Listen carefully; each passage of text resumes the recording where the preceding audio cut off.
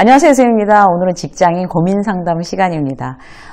고민 상담을 메일로 전해주시는 분들이 대단히 많은데 일일이 답을 해드리지 못해서 너무 죄송해요.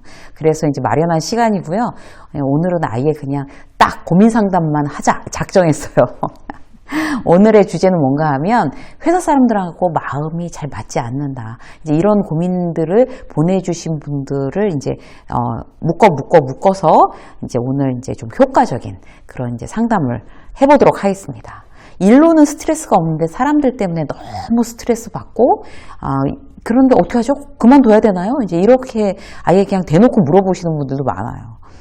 그 중에 한 분이 어떤 분이 계셨나 하면 아주 그 작은 중소기업에 다니다가 회사가 만족스럽지 않아서 다시 이제 막 오랫동안 준비해서 드디어 원하는 대기업에 입사하게 되셨대요.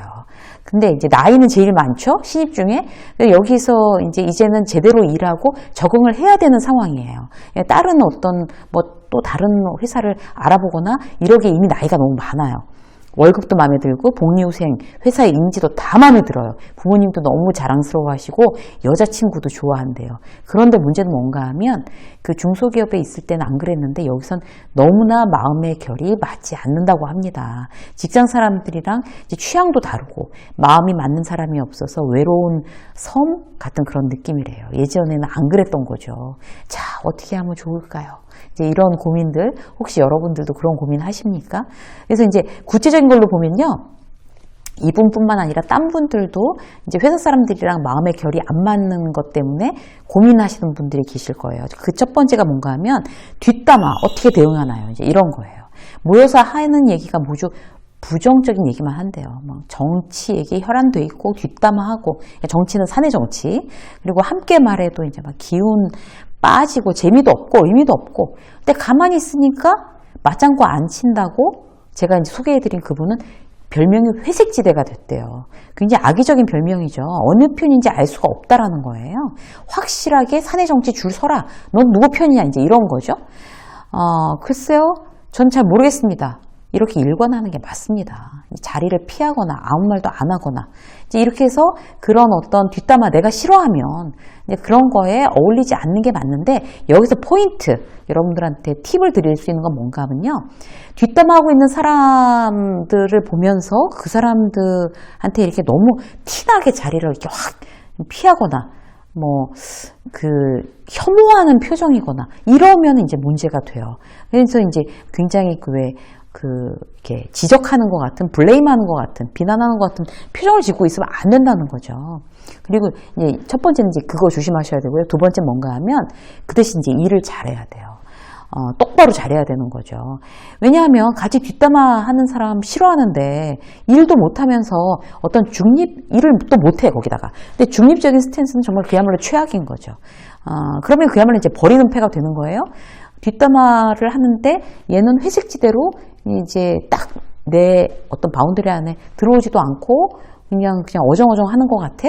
그래갖고 약간 못마땅한데 그래도 일은 잘해. 지금 이런 걸로 가야 되는 거죠. 일단 자기 컨셉을. 근데 일도 이제 일 잘하면서 그렇게 막 내가 그렇게 그 사람들에 대해서 막 혐오스러운 표정도 안 짓고 어느 정도 기간 버티면 저 친구 원래 뒷담화 같은 거 안 좋아해. 그렇게 모두가 인정하는 날이 옵니다. 그날까지 이제 버티면 이기는 거예요. 버티면. 자, 이제 마음의 결이 안 맞는 거 두 번째 고민. 2차 가야 되나요? 이거예요. 회식을 많이 이제 그런 문화가 없어졌긴 했는데 아직도 막 1차 가고 2차 가고 죽을 때까지 한번 마셔보자 3차 가고 이런 경우가 있나 봐요. 그래서 어차피 이제 회식을 할 때 1차는 공식적인 자리 같아서 이제 가는데 한 잔 더 하러 가자. 그래서 2차를 꼭 가야 되나요? 이거를 이제 저한테 질문을 해오셨어요. 다들 가는 분위기면 혼자 소외되는 것도 싫고 그렇다고 가기도 싫고 이러지도 못하고 저러지도 못한다는 거죠. 이런 고민과 갈등 왜 드는 줄 아세요? 남의 눈을 아직도 내가 많이 의식하고 있기 때문에 그렇습니다. 일단 이제 여기서 여러분들한테 드릴 수 있는 꿀팁. 자, 1차 회식 끝나고 2차 한 잔 더 하러 가자! 2차 가자라고 했을 때 그때 이제 손익을 따져보세요. 2차 가기 싫으면 안 가도 돼요. 그 대신에 내가 감당해야 될 건 뭐지? 손익 따지는 거예요. 자, 친밀도가 떨어진다. 우리 부장님과 친밀도가 떨어진다. 그러면 그걸 감수하고라도 나는 안 가고 쉬겠어. 에너지를 보충해서 일을 더 잘할 거야. 이거를 선택을 해야 되는 거죠. 손익을 따져서 진정으로 나한테 유익한 걸 선택했으면 중요한 건 뭔가 하면 더 이상 미련을 가질 필요 없다는 거예요. 또 여기서 이제 한 가지 팁을 하나 더 드리면, 항상 저 친구는 김대리라고 쳐요.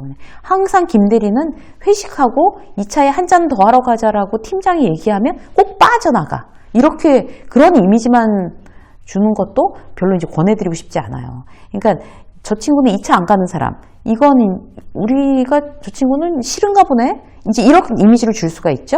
그래서 뭐 3번 중에 한 번, 뭐 4번 중에 한 번은 이제 가자 이렇게 원칙을 정하는 거예요. 가서 이야기를 잘 들어주고 내가 분위기 메이커가 되면 더 좋고 나도 즐기고, 끝나고 나서는 뭐 다들 뭐 대리 부르고 택시 태워서 보내고 이러는 거, 나이스한 매너, 마무리한 매너까지 다 보여주는 거죠. 내가 2차에 가서 뚱하니 앉아 있으려면 가지 말고 이왕 가서는 좋은 이미지, 나도 신나게 놀고 그 다음에 마무리 이렇게 막 정말 직원들을 위해서 잘 해주고, 이렇게 하는 어떤 이미지로 자기 이미지 메이킹 하는 거 너무 중요합니다. 매번 안 가더라도 갈 때는 그렇게 한다. 이제 이렇게 정하시면 좋을 것 같아요. 자, 3번째. 사내 정치는 어떻게 해야 되나요? 이런 이제 고민을 또 해오신 분들이 계세요. 자, 중소기업의 김대리. 일이 좋아요. 능력에 비해서 힘에 붙이는 것도 아니고 인정받고, 여기서 좀 제대로 커보고 싶어요. 근데 또 사람들이랑 안 맞는 거예요. 줄을 잘 서야 된다. 사내 정치가 진정한 능력이라고 말하는 선배들 때문에 이제 아주 미치겠는 거죠. 실제 상황을 보면 무능한데 윗사람한테 막 사석에서 막 형 뭐 이러고 막 가서 부비대고 막 이래서 계속 진급하고 뭐 그런 사람들이 이제 간혹 있어요. 어느 회사에나. 그럼 이제 그 아래에 있는 사람들만 죽어나는 경우가 많죠. 막 일 못하고 막 사내 정치만 해서 계속 어떻게 해보려는 어떤 직장 상사랑 함께 일하면 굉장히 힘들어져요. 예전에 그 임원 그 이제 양복 저고리 있잖아요. 그거를 탁 팔에다 걸치고 무슨 비서처럼 아주 딱 옆에 서 있는 그런 부장이 한 명 있었어요. 직원들 보기에 참, 야, 저 양반 부장식이나 해서 좀 가관이다. 이제 이런데도 신경 안 쓰는 거예요. 그 임원이 그런 사람을 굉장히 좋아했거든요. 그래서, 이제 그 부장은 계속 이제 막 이제 술자리 쫓아다니면서 막 정중하게 여기다 양복 탁 들고 있다가 쫙 입혀주고 막 이제 이런 걸 한 사람인데, 그 부장이 이제 간과했던 건 뭔가 하면 진급을 시키거나 일을 시키거나 하는데 그걸 제대로 이제 일을 정말 잘 못하면, 아니 어떻게 진급을 시킬 수가 있겠어요. 일을 제대로 못하는데 어떻게 중요한 일을 시킬 수가 있겠어요. 그 마음의 충성심은 한계가 있는 거예요. 그거는 뭐 플러스 알파인 거지, 그게 메인으로 이제 그 부장은 잘못 생각하고 있었던 거죠. 뭐든지 최우선은 실력입니다. 그래서 그 사내 정치의 모든 어떤 세계를 여기서 얘기하기에는 너무 이제 시간이 부족하고, 한 가지만 알려드리면요. 뭐 사내 정치에 누구한테 줄 서야 되나 이런 게 중요한 경우는 그래도 임원 정도까지 갔을 때 그때 이후고요. 지금 실무자인데 그런 거 고민 특별히 많이 안 하셔도 돼요. 자, 어떤 거 고민하셔야 돼요? 나 실력으로 경쟁력 있나? 이거 고민하셔야 돼요. 어떻게 일을 잘해서 동료들보다 내가 더 어필할 거냐. 여기에 초점을 맞추는 게 그게 이제 나의 에너지를 어떤 누수 없이 활용하는 방법입니다. 자, 4번째. 취향이 너무 또 다르다는, 이게 고민이라는 거예요. 그래서 이제 여기서 예를 들어서 말씀해 주신 거, 그거 저 혼자 빵 터졌어요. 집들이를 이제 불렀는데 선물을 해갖고 오는 게 너무 마음에 안 들었대요. 그리고 생일날 서로 선물을 주고받는 그런 문화를 중요시 여기는 회사래요, 거긴 또. 그런데 너무나 생일날 서로 물건을 주고받는 게 너무 촌스럽다는 거예요. 막 먹는 거, 입는 거, 정말 너무 다들 그들하고 내가 취향이 안 맞아서 정말 악소리 나온다는 거죠. 한 회사에 다니는 게 창피하대요. 그래서 그분들이, 동료들이 막 너무 촌스럽게 하고 다녀서. 해답을 먼저 드리면요. 촌스러운 집들이 선물 마음에 든다고 하셔야 돼요. 마음에 든다고. 이 진실이냐 거짓이냐 중요하지 않아요. 촌스러운 생일 선물 보고 막 감격하셔야 되는 거죠. 너무 마음에 들어요, 선배님. 이렇게 해야 되는 거죠.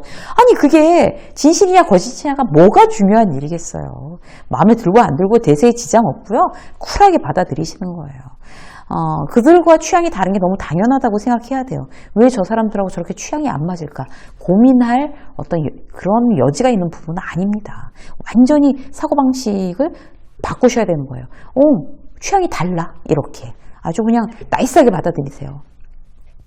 왜 다를까? 힘들다. 이게 아니고 당연히 다르다. 뭐 굳이 다른데 뭐. 그 상대한테 부정적인 표현할 필요 전혀 없습니다. 자, 한 가지만 더 말씀드릴까요? 이분은요. 비효율적인 어떤 그 시스템 때문에 너무 고민이라는 거예요. 야근을 해야 되는데 8시에 밤 8시에 밥을 먹으러 가자고 한대요. 그냥 하다 그냥 9시에 퇴근하고 싶은데 일이 많은 회사인가 봐요. 근데 8시에 가서 밥 먹으면서 반주 한잔하고 거의 10시 다 돼서 들어와서 기어코 거기 그때부터 일을 하다가 막차 타고 가게 만든다는 거예요. 그리고 이제 그렇게 이제 그 8시에 밥 먹으러 가자고 하는 그 직장 상사는 그 다음날 사장한테 어제 밤 12시가 다 돼서 끝났다고 생색을 낸다고 하는 거예요. 이게 무슨 비효율이에요. 그래서 이제 이렇게 이제 체력이 떨어져서 이제 이런 회사, 이런 비효율적인 거 너무 싫다. 어떻게 하면 되나요? 자, 뭘 어떻게 하겠어요? 딱 정답을 가르쳐 드리면, 자, 저는 체력이 너무 약합니다. 만약에 그분이 부장님이면, 8시에 밥 먹으러 가자고 하는 분이 부장님이면, 그 부장한테 이제 1대1로 면담을 신청해서 얘기하세요. 저는 체력이 떨어져서 그냥 밥을 안 먹고 빡세게 일하고 들어가서 제 에너지를 보충하고 쉬었다가 그 다음날 열심히 잘 일해보고 싶습니다. 이게 힘들어서 업무 완성도가 떨어진다는 얘기를 포인트 뭔가 하면 대단히 드라이하게 하는 게 포인트예요.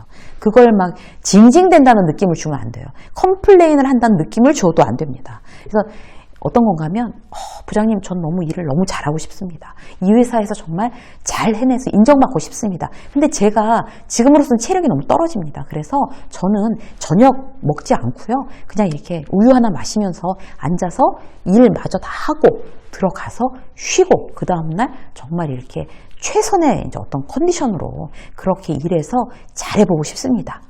그렇게 해도 되겠지요? 라고 요청하십시오. 그래서 그러고 나서는 정말 잘하는 걸 보여줘야 되는 거죠. 의욕적인 모습 보여줘야 되고, 일도 데드라인 잘 맞추고, 완성도도 높이고, 내가 효율적으로 일을 하면서 행복하다는 걸 보여주세요. 덜 힘들고. 그래서, 그러기 위해서 어떤 의견을 그렇게 이야기하는데, 용기를 내는 거, 얼마든지 그렇게 하셔도 됩니다. 그렇게 나한테 가장 유리한 방법을 찾아내는 걸 바로, 그리고 방법을 찾아내서 실행에 옮기는 사람이 프로라고 할 수 있겠죠. 오늘 이제 여러분들과 모처럼 직장인의 어떤 고민들 상담해드리는 시간 유익하셨으면 좋겠네요. 유쌤의 직장 수업 오늘 여기까지 하겠습니다. 고맙습니다.